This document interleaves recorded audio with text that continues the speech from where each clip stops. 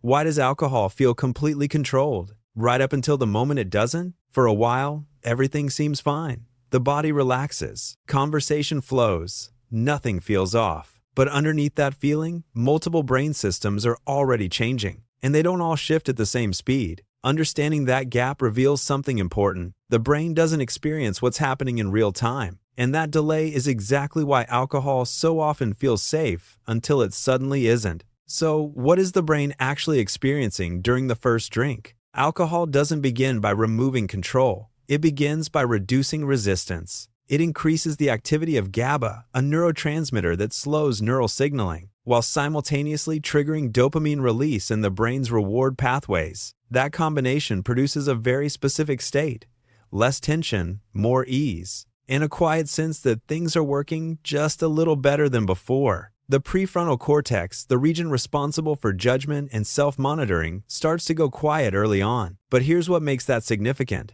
The brain's first signal isn't "something is wrong," it's "everything is fine." And that signal is the problem. If alcohol is already affecting the brain, why doesn't the brain feel it right away? Because the brain doesn't experience alcohol in real time. After a drink, alcohol keeps entering the bloodstream for 20 to 40 minutes, even if nothing else is consumed. Blood alcohol concentration is still rising during that entire window. But the brain doesn't measure blood alcohol levels directly. It reads internal signals: coordination, focus, clarity. And those signals lag behind the actual chemistry by several minutes.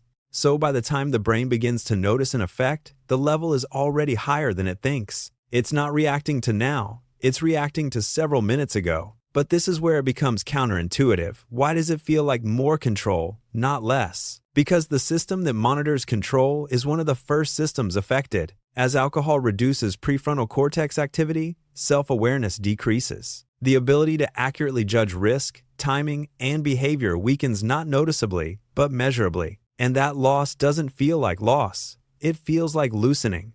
Conversation feels easier. Decisions feel simpler. Social friction drops. The brain reads reduced inhibition as improved performance. The feeling of control isn't proof of control. It's what happens when the system that measures control gets altered. So what actually changes between feels fine and doesn't? Alcohol affects different brain regions at different thresholds. Early on, it targets inhibition and anxiety. Later, it begins disrupting coordination, reaction time, balance, and memory formation. Those systems don't decline evenly. They reach tipping points, specific levels where the brain can no longer compensate for what's happening. Motor control drops more noticeably.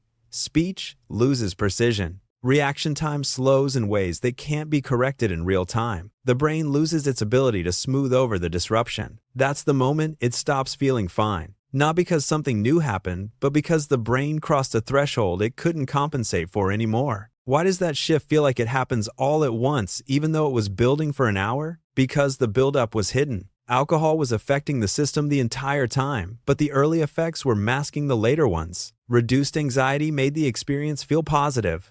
Dopamine reinforced it, and the delayed feedback prevented accurate tracking of what was actually accumulating. So the brain kept moving forward, unaware of how much had already changed underneath, until the point where it couldn't keep up anymore. It doesn't feel gradual, because the awareness of it wasn't gradual. The buildup was real. The awareness arrived late. What's the body doing while all of this is happening in the brain? The liver processes alcohol at a fixed rate, roughly 1 standard drink per hour. That rate doesn't speed up based on how much is consumed. So as alcohol enters the bloodstream faster than it can be cleared, blood alcohol concentration keeps rising. The gap between input and processing widens, and effects accumulate faster than the system can stabilize. As dehydration increases, blood volume drops slightly, making oxygen delivery less efficient and adding to the sluggishness that arrives later. The body isn't failing, it's falling behind.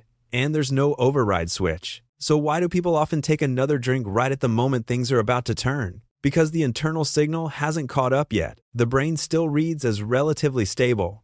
The feedback system hasn't registered the rising level. And the earlier effects, relaxation, confidence, are still present and feel reliable. So the next drink feels reasonable. It enters a system that is already approaching its limit. And by the time the brain finally registers what's happening, the window has already closed. The decision felt right in the moment, Because the brain was reacting to the past, not the present. The deeper insight here isn't just about alcohol.